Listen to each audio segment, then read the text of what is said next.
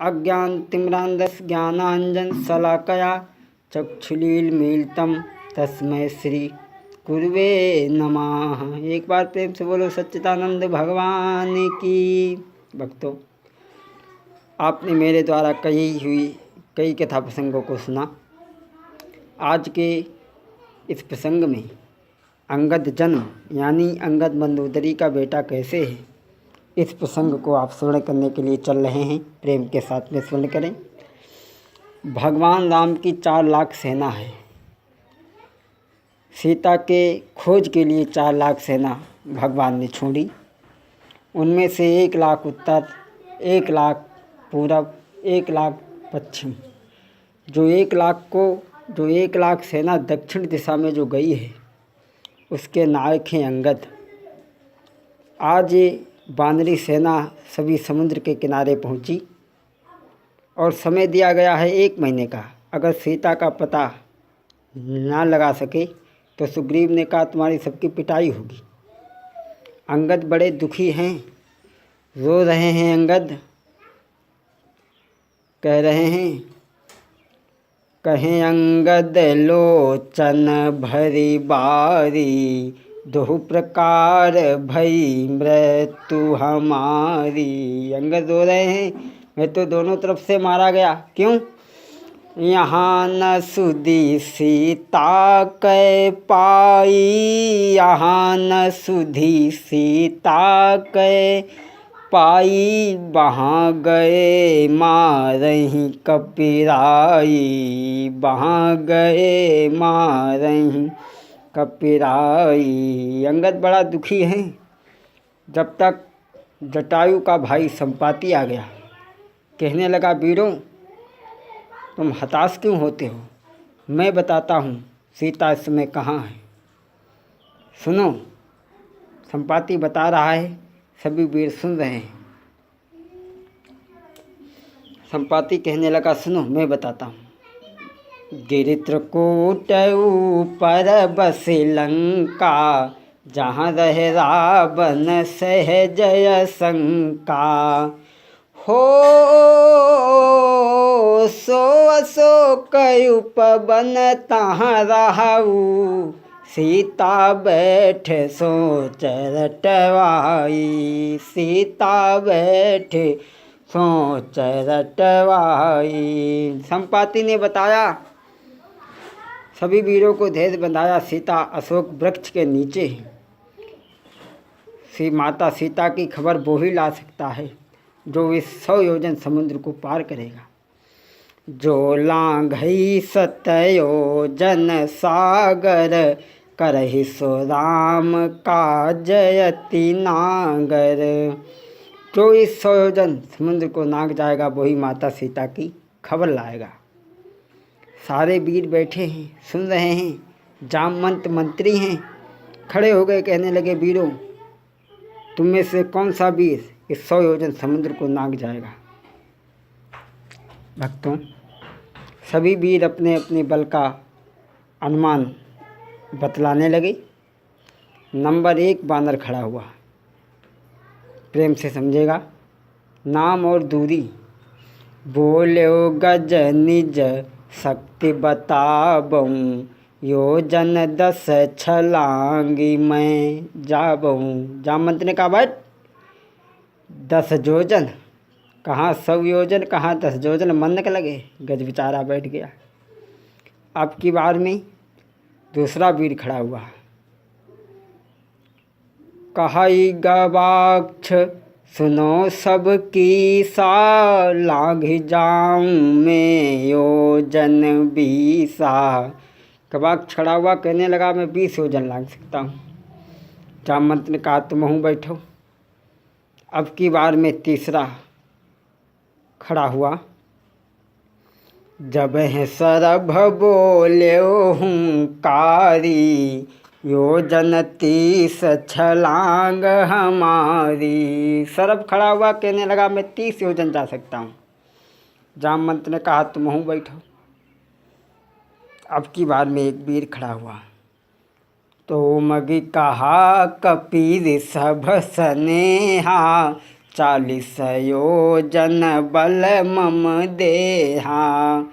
ये सब खड़ा हुआ, कहने लगा मैं 40 योजन जा सकता हूँ। जामवंत ने कहा तुम हूँ बैठो। ये भी वीर बैठ गया। अब तो शहर में पोन्यू नहीं, तुम हूँ बैठो। अब की बार में एक वीर खड़ा हुआ, नाम कहे गदमादन यह समुझाई, मम 50 योजन गति भाई। गदमादन खड़ा हुआ, कहने लगा महाराज मैं 50 योजन जा सकता हूँ। कहा तुम हूँ बैठ जाओ। ये भी वीर बैठ गया। अब की बार में एक वीर खड़ा हुआ, नाम गरज मयंद कही यह बाता, योजन 60 साथी मम गाता। हो दुविध कहाई दोनों भुजा उठाई, 70 योजन जाऊं उड़ाई, 70 योजन जाऊं उड़ाई। दुविध खड़ा हुआ, कहने लगा महाराज मैं 70 योजन जा सकता हूँ। जामवंत ने कहा तुम हूँ बैठाओ।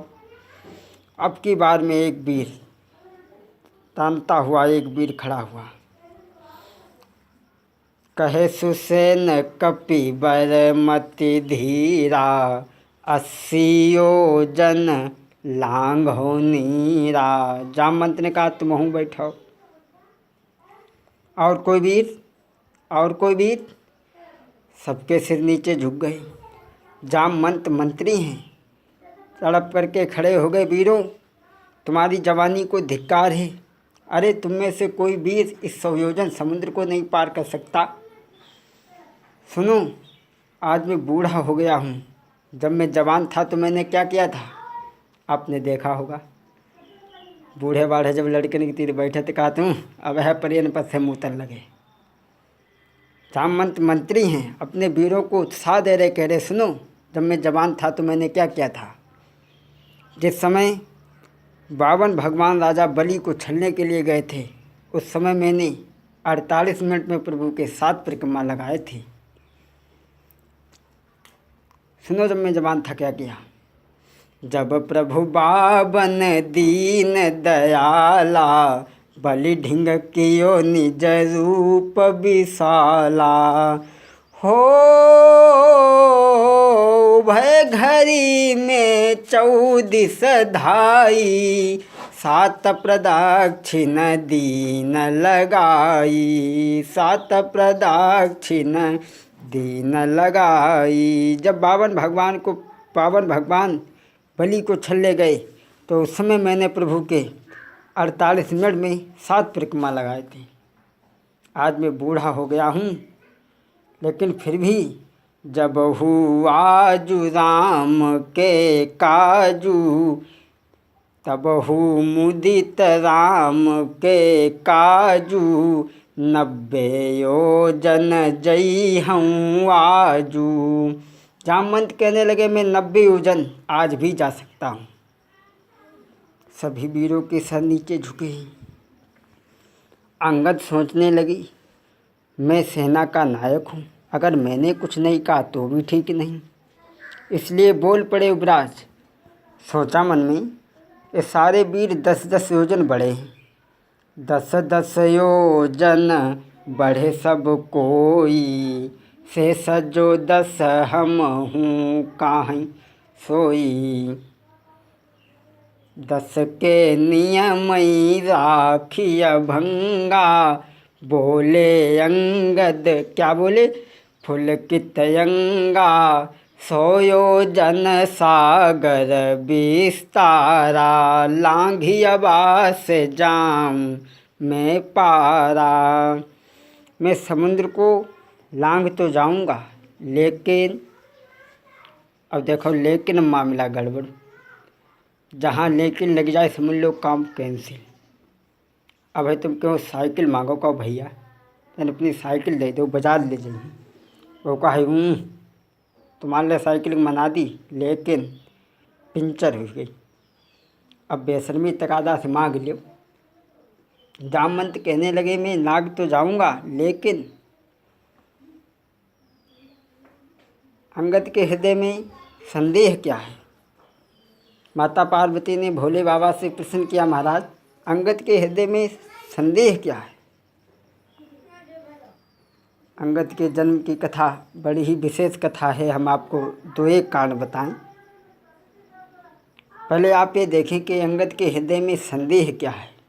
अंगद सोच रहे हैं कि अगर मैं लंका को पार कर गया, अगर मैं लंका को पार कर गया, अंगद सोच रहे हैं लंका मिलहि मंदोदरी माता, मिलई मात तो बिगड़ही बाता।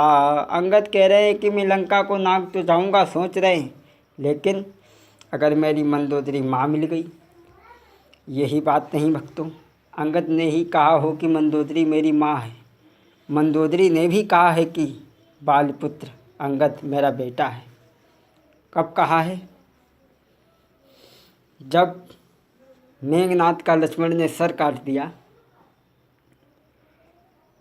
तो भुजा सुलोचना के आंगन में गिरी और धर लंका के गेट पे पड़ा हुआ है, शीश भगवान के पास है।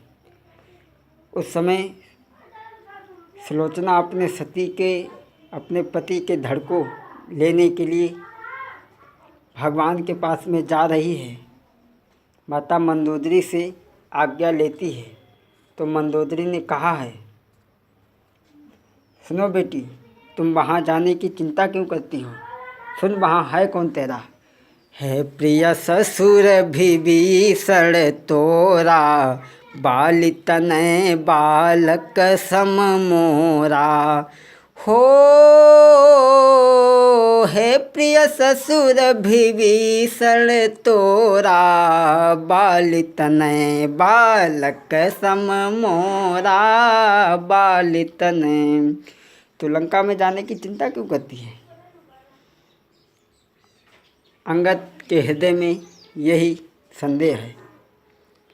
आओ भक्तों, देखें अंगद के जन्म की कथा को विशेष करके हम आपको दो एक बातें बताएं। गंगा के किनारे कुछ ऋषि लोग रहा करते थे। गंगा तट रमणीय सुहावन, आश्रम एक ऋषिन को पावन। गंगा के किनारे बहुत से संत रहते थे। उनके पास में एक गाय थी। बाबा लोग तपस्या करते थे, उस गाय का दूध पान करते थे। एक दिन बाबा लोग जंगल को तपस्या करने के लिए चले गए। दूध गर्म हो रहा है। एक दिन दूध गरम हुई रेऊ, सर्प आई तिस में एक गिरेऊ। एक दिन दूध गर्म हो रहा है, सर्प आकर के उसमें गिर गया। दूध गर्म था, सर्प मर गया। पड़ोस में एक मेंढकी छिपी देख रही है। तहाँ छिपी रही मेंढकी ये का, लखिया दृश्य की न मन टेका। भक्तों, एक मेंढकी की परोपकार की भावना हम और आप नहीं सोचते। ये पशु पक्षी, ये प्रकृति अपने देश, अपने हित के लिए जान भी दे देते हैं। भक्तों, एक पक्षी ही नहीं, एक फूल की भावना क्या है, बड़ा ही लिखा है माखनलाल चतुर्वेदी ने। फूल की भावना, फूल कहता है, मुझे तोड़ लेना बनमाली, मुझे चाह नहीं है सिर बाला के गहनों में गूथा जाऊं। मेरी ये कामना नहीं है मैं किसी बाला के गहनों में गूथा जाऊं। चाह नहीं है सुर बाला के गहनों में गूथा जाऊं। चाह नहीं है सिर देवों को चढ़ूं, शीश पर इटलाऊं। लेकिन भावना क्या है? मुझे तोड़ लेना बनमाली। एक फूल की भावना है। चाह नहीं है सुर बाला के गहनों में गूथा जाऊं।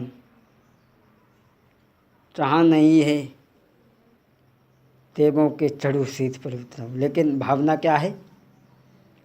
मुझे तोड़ लेना बनमाली और देना उस पथ पर फेंक, मात्र भूमि पर शीश चढ़ाने जिस पथ जावे वीर बलि। बारी फूल की भावना एक फूल की ही भावना नहीं, एक जंगल में आग लगी थी, पक्षी उस पर बैठे थे, वो पेड़ जलने लगा था। एक कवि महाराज उधर से निकले। कवि महाराज ने देखा, पक्षियों से कहा, ए पक्षियों, आग लगी इस वृक्ष में